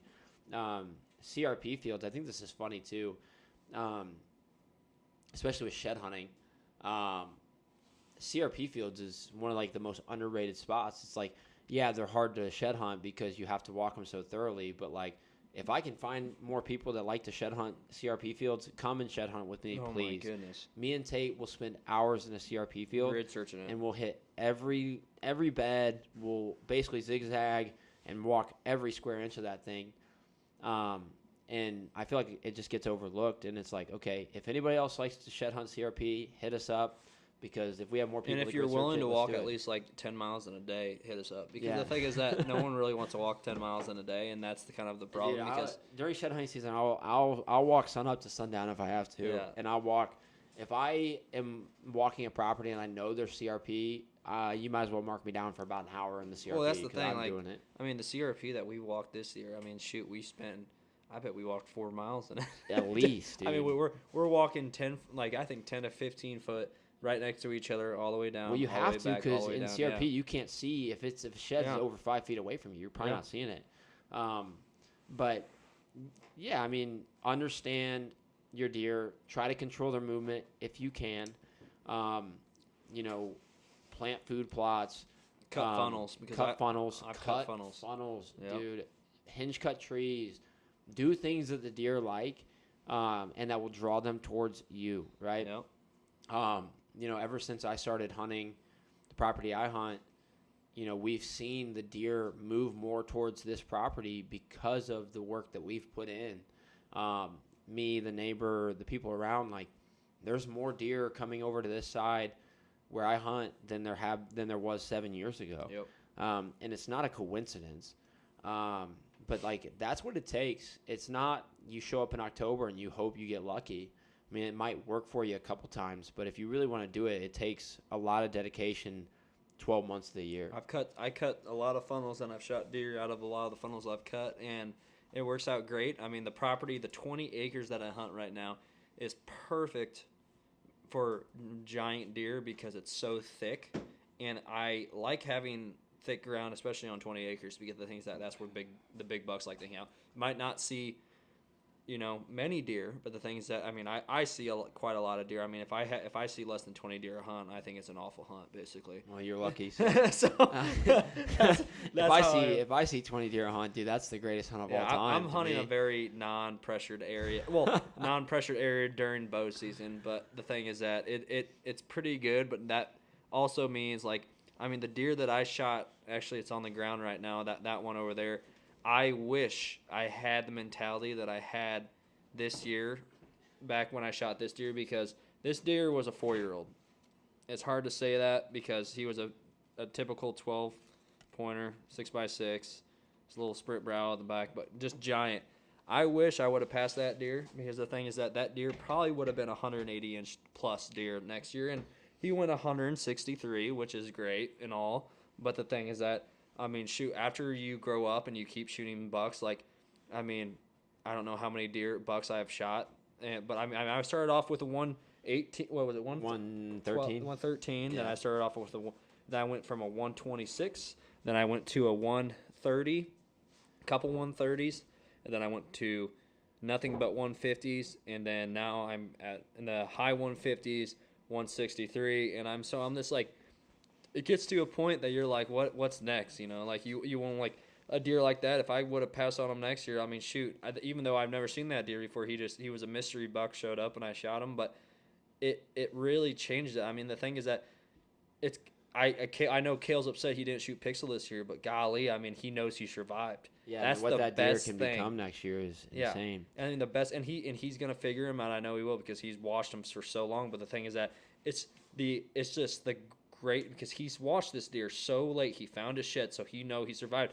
He found this deer's sheds, which I would be more excited about. I would myself would be more excited about this deer than Pixel, because holy crap, that deer is going to be a stud next year. But the thing is that Kills has so much history with that one. Yeah, Pixel's just become it's a thing not now, about the size anymore. It's about, like, the history. But I mean, like, holy crap, this deer. Shoot, maybe we'll just double up. Seriously. So holy crap. And then the other one. Yeah. Maybe if that one survived. Yeah. So we'll see about that. Yeah, for me, it's like, if you set yourself up and you find yourself in a position where you might only see 3, 4, 5 deer that night, but one of them could be the one, I'd rather do that. It's same philosophy as fishing. Like, some people fish for numbers, not me. Like, I'd rather go out and catch one giant than catch a ton of buck bass. And that's my other question to you. Do you like having a hunt that you see 30 deer, but you see, one decent one? Or would you rather have you see 5 deer and you see 2 or 3 of the big ones that you're going after? Dude, I'll take a hunt where I see 1 deer and it's the giant. That's the thing. That's it. Yep. I don't care. That's how I am too. I love seeing deer. I love being around deer. But if I had to pick, if I go out and I see 30 deer, but none of them are the ones that I'm after, I don't care. Well, that's the thing. It's cool to watch them, but if I get the choice, well, that's the thing. I'm not saying you get to shoot the deer, but I'm saying you get to see him. Yeah, and even that, I'd rather see the giant. See, that's how I am the too. Adrenaline and the adrenaline of that, nothing beats it. And people don't understand this until they've been in it, but what deer fever is, or buck fever, the adrenaline rush, just knowing that you're in a position where if this deer, and I talked about it earlier, is the chess match, is you feel like that chess match is coming to a close. They're either going to get you or you're going to get them. They're either going to escape out and it goes another round, or it might be checkmate that night. Yeah. I want to be in the position where it's make a wrong move one time and I'm there to capitalize. Yeah, I don't think I've ever shot a buck that I have seen 20 deer in a night and I shoot a good buck. All of mine have been solos. Groups of 3. Yep. They come in. The walnut. My first buck was solo. My first doe was solo. Mm-hmm. That buck was a pair. He came in on the south. The other one came in on the north. I thought the north one was going to bust me on that one. And then this year was a 3 came in and then a 4th joined. Yep. And I'll take that all day. Yep. I knew with Pixel, if I was going to get a shot on Pixel, it would have been solo. He did not run with other deer. He had other deer that trailed him by 45 minutes to an hour, almost consistently, including Gemini was always with him. Yep. But Pixel never was on camera, and any of the camera pictures that I had him with another deer. And I want that. Oh, I want that too. That's what I want. Because the thing is that it's hard to shoot a deer when you have 30 other deer around you. Exactly. Watching it makes it harder. Yeah. Oops. Sorry about 2, that. I was like, what the? But 2, I don't care about the doe. Look, if I'm at the end of the season and I need meat, I'm gonna shoot a doe. Oh yeah. But my heart doesn't get racing for a doe the same way it does for a buck. I get a little tense and I want to make sure that I don't ruin it. But I'm not, oh my goodness, this could be it. And so my biggest focus right now is the deer that I'm building stories with, and that's Pixel, that's Gemini. And if I get an opportunity on those deer, that's what I want. And don't get me wrong, it's fun having hunts that you see 20 to 30 deer, but the thing is, man, it stresses you out. Yeah, the thing is that you're constantly on edge. You're like, where's the one? Yeah, where's the one? Yeah, the one I shot this year. You can't fucking move. Yeah, you can't relax. You're sitting there. Yeah, like Fonzie, the one I shot this year. I mean, shoot, he came out. I shot that 12-pointer I just showed you. That's the most deer I've ever seen a hunt and shot a buck. And the deer I shot this year, Fonzie, that 12-pointer came out with 6 other bucks, but he was a bachelor group, and they just kept funneling out of the one of the hinge cut places that I've had. There was just a really good funnel, and he came. I actually drew back on the first, the one before he came out, and I saw that 12-pointer. I'm like, oh, I'm gonna wait, and shot that one, and then Fonzie this year, he was dancing around with 5 other bucks, and I was just like, I had a spike literally rubbing on my deer stand ladder. And I was like, leave me alone. I'm trying to kill your best friend over here. And he did not. And I'm not kidding you. That deer, when I had to draw back so fast to shoot this deer because the spike literally looked up at me. And I was just. It's probably better to have to get a quick shot off. Yes. Than to be drawn back and waiting. For that move. Exactly. Fuck that. Exactly. The next thing I want to talk about, I think that the 10 Commandments thing is awesome. Yeah. But I think one of the things that people don't talk enough about, and I think that we see eye to eye on this, and we hold this to a very high part of what we are as outdoorsmen. But our faith as outdoorsmen. Mm-hmm. So people might not understand when I talk about this if they don't have similar beliefs. But as an outdoorsman, I feel like such a big piece of that for me is my relationship with God as well. Mm-hmm. And I try not to talk about this too much just because I don't feel like I'm the perfect person to talk about this, but at the same time, to me, it's, it doesn't really matter who you are. and I think about this a lot because there's a quote that people tend to say is, you'll carry more into a deer stand than you'll ever carry out. And what they mean by that, or at least the way that I take it, is, you go into a tree stand or you go out fishing and you take everything you have, all the struggle, all the stress, everything, and you take that, and it's you in nature, it's you in God's creation, and you have, especially when you're deer hunting, you're out there for 4 or 5 hours and it's just you. It's you in God's creation, and you have time to reflect on all of it. And, I talked about this with Mike Trotter, who was on this back. We wouldn't really tie it back to faith as much in that conversation, but it's like, if I can go out and I can hunt and I can, these things that I felt like were so big, like so stressful and such big things, and they become nothing when I'm in a tree stand. How big of issues were they really? But I think it all comes back to my faith. And I have this written down. It's Isaiah 45:12. God's creation is evident in nature, including the sky, clouds, sun, and stars. And then humans are also made in God's image.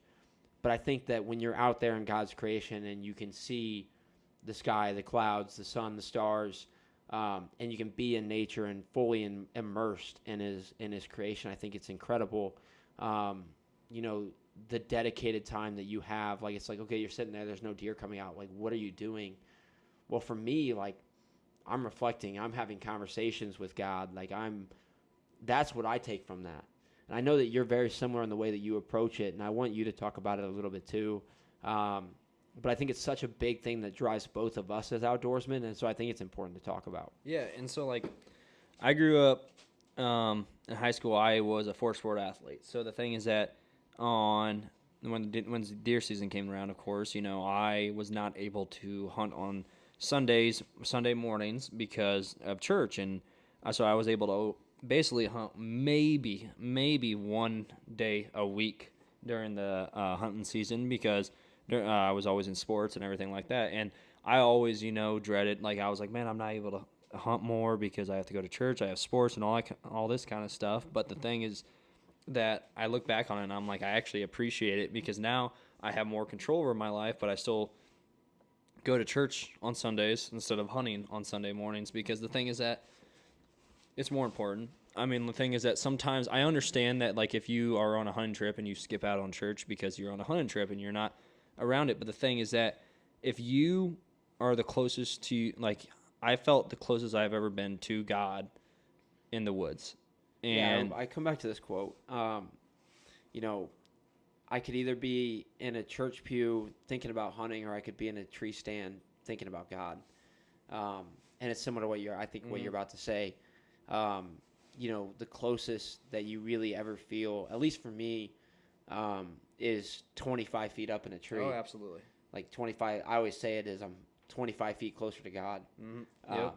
So anyway, and that's exactly what I think too. Because the thing is that when I'm out there, all I'm thinking about of like, I try to stay off my phone as much as possible, because the thing is that when you look on your phone, look on social media, it's everything that's trying to drag you away, it seems, from what you are doing out in the woods. And the thing is that I'm not saying like I don't get on my phone and I play games with my buddies, like, on iMessage games or anything like that. But the thing is that, like, I try to stay off of TikTok. Crazy. I try to stay off of Instagram when I'm in the deer stand, because I just feel like it upsets me more seeing that the world is basically falling apart sometimes. I talk about this. We talked about this in our first podcast we did. The calm is what I call it typically. Yep. Is you're in a tree stand and there's times where it just seems like everything just calms down, and the birds stop chirping, the squirrels stop running, the wind stops blowing, and it's just so peaceful and so serene. And it passed me by so many times, and I would just be whatever, doom scrolling on whatever, and I started just setting my phone down, and I thought it was a reminder, and I always started to take it as a reminder of you're out in the beauty of God's creation, like as close to God's creation as you can be, right? There's nothing else. You're not in the city where it's all human creation. You're in the woods. Yeah.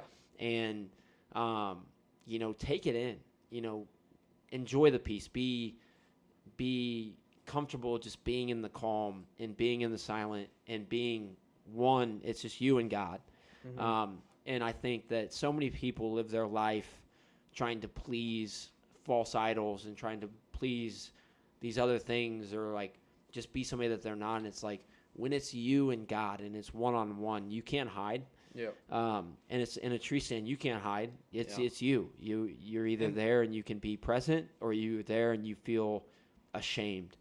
And so for me, it's like, can I be in that moment, and can I be proud of, how well I'm serving God, and how, like, be in this moment where it's me and God, and I can just be in there and say, you know what, I feel like I'm serving you. Yeah, and absolutely, and that's how I feel too. I mean, I have to relate to it, like about two years ago. Well, actually, it was about last year, 2 years ago. I got to a point that I felt like I had to hunt to tag out, and the thing is that I felt like I wasn't enjoying it as much as I used to. Like, I enjoyed the kill, and the thing is that I didn't enjoy the aspect of going out and sitting in the woods. But the thing is that when I went out, the past 2 years, I feel like it was more of a job, and I was forcing myself to go out, sit in the woods, even though I didn't want to wake up that morning. And so this year, I actually took off 1 or 2 weeks of hunting to make me want to go out and hunt, not to think I have to, like, oh, I got a night off, I have to go out and hunt or something like that. No, it's, I get a night off, heck yeah, I got to go out and hunt. You know what I mean? I get an opportunity yes. to hunt. I get an opportunity to be in the woods. Exactly, and that's exactly. But I feel like in the previous years, I was thinking, I got the whole weekend off. Looks like I have to go sit in the tree. It's not, I get the opportunity to go out, And so the thing is that I took that for an advantage, and I wanted to enjoy it again. So I took 2 weeks off this year in October after I shot my first buck, and I know when November hit, I was shaking because I was so excited. And then I finally started basically forcing myself to go out and hunt because I felt like it was the job, even though I wasn't getting paid for it or anything like that. I felt like I had to go get my second buck because I have another buck tag. And now I was actually a lot happier. I was frustrated because I didn't have any close encounters. But the thing is that I think frustration goes along with the games of hunting these animals, and it's fun because, I mean, when you're a four-sport athlete, like Kale and I were very athletic and we were very competitive in high school, what do you have to look at after high school or after you get done playing sports is the competition of hunting, basically. Because the thing is that you look at your neighbors. Yes, you want to hunt, you want to shoot the buck that your neighbors wants to shoot, and everyone wants to shoot around you. And I love the competitive sport of it because, I mean, if Kale and I hunted next to each other, I know for a fact if there was a 180-inch deer out there, we would both be hunting it so hard. But I know for a fact that as soon as one of us shot it, we'd both be so happy, plus disappointed because we didn't get to shoot it, but we would be so happy that one of us got the deer. Well, it's a brotherhood. It's a community. Yeah. I think it speaks a lot to, how much we view this as, anytime we go out and hunt, we pray before we go out. If we go out to track a kill, we pray before we go out there. If we find it, we pray. And we don't do that because we feel like we have to. We do that because we understand the opportunity that we have. And that is God's given us another opportunity to go out and hunt these beautiful creatures that he's put on this planet for us, and then given us another opportunity to go out and be close to him and be, in my opinion, as close to him as I possibly can feel. And that's in a tree stand. And so when I pray, when I get out to go hunting, like I pray because I truly am thankful for the opportunity. I'm truly blessed to have two working legs and to have an arm that can draw a bow back and be able to chase these creatures. And not just that, but to just be like, if I went out and I sat for 6 hours and I didn't see anything, I wouldn't leave feeling unfulfilled. I would leave feeling maybe a little bit disappointed or a little bit that frustrated. sucked, but but like, I'll always look at it as like, I carried more into that tree stand than I carried out. Absolutely. And I think that is what we do it for. And I think it's just something that people feel that way, but I don't think they talk about it as much. And so I think it's a cool thing to talk about so that other people can feel more comfortable talking about it. It's like, we're in a world that needs God. We are people that need God. Mm-hmm. We're created in the image of God. And so we shouldn't be ashamed of that. We should be embracing that. We should be thankful for that and take any opportunity that we get to be close to him, whether that's, going to church or it's going to sit in a tree stand or it's going out to the woods or it's going out fishing, whatever it is, like embrace it. Don't do it to feel like you have to do it. Do it because you get the opportunity to do it. We all do it for a purpose. We all do it because we have a why behind it. And our why might be different than yours, but find your why behind it. And for me, a lot of it comes back to my faith and the opportunity that I have. The last thing that I want to talk about, Tate, before we shut it down, we've been going for about an hour and 40 minutes now. And I think that this conversation has been pretty awesome. But the last thing I want to talk about, because I'm sure that we'll have another podcast where we talk more in depth about this as it progresses. But fishing season is right around the corner. I've actually been out fishing twice this year, and I've been skunked twice this year, which is always tough. I'm trying to get the first one on the board. But let's look towards fishing season, because this year's fishing season is a big one. I think that it's the year where we start making content again. It's the year where we take a big step as fishermen. I want to talk about goals, plans, etc. around fishing. I know for me personally, before we get to you, I'll just jump in. There you go. My goal is to create very good content for you guys to see and for you guys to learn from, which will bleed right into hunting season so we can start creating hunting content.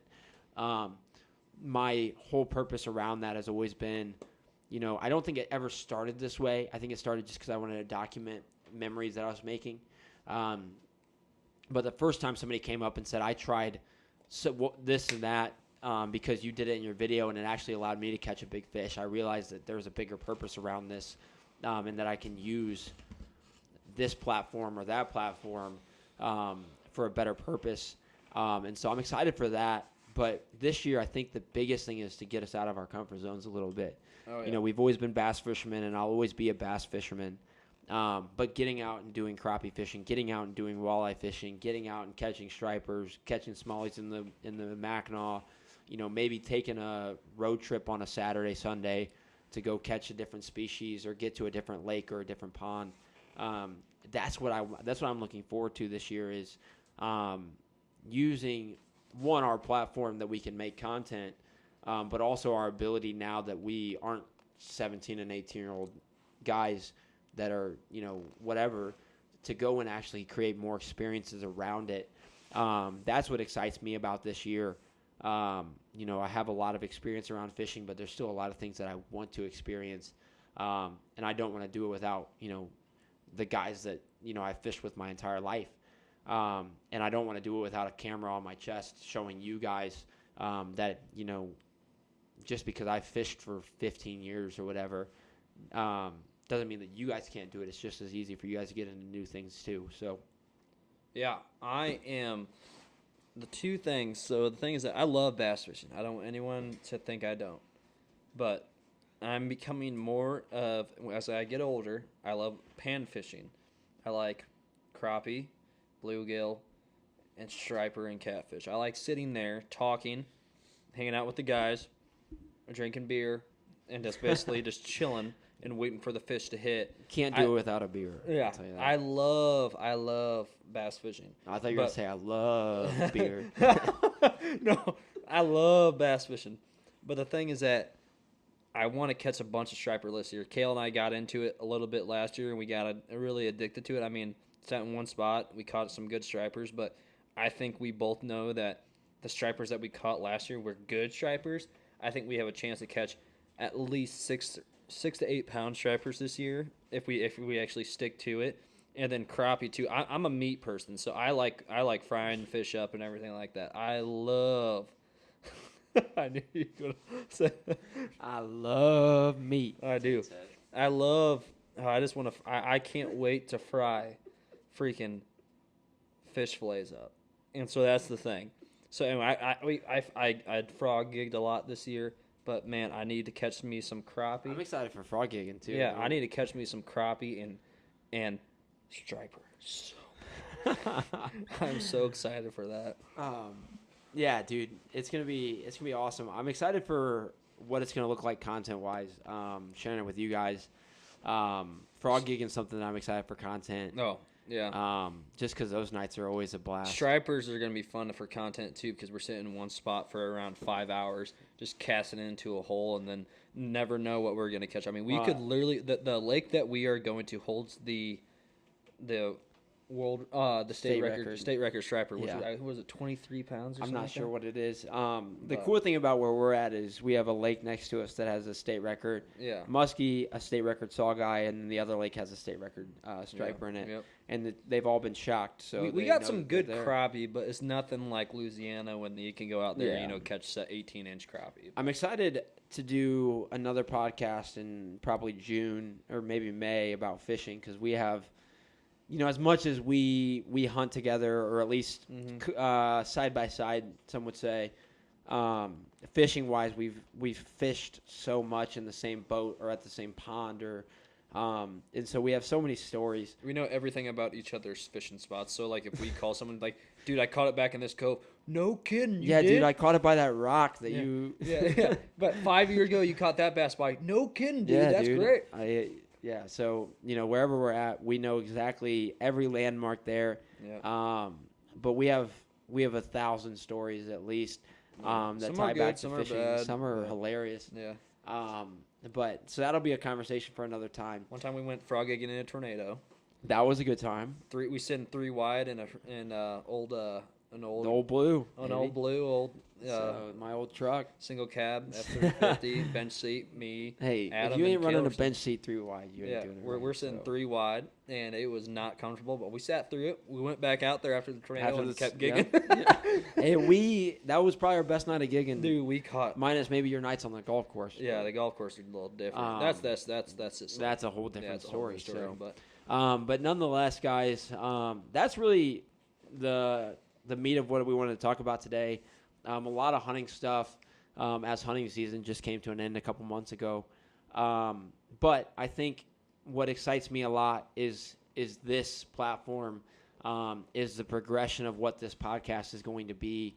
You see it. We talked about it at the way beginning, is like where we started with this to where it is now. And this, this podcast studio is a representation of what was, what is, and what will come of it.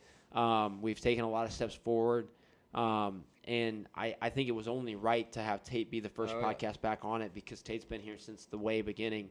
And so the Get Out There Project podcast is something that you will be seeing a lot of. Like I said, I have guests lined up for the next handful of weeks, and I plan on continuing this as long as I possibly can.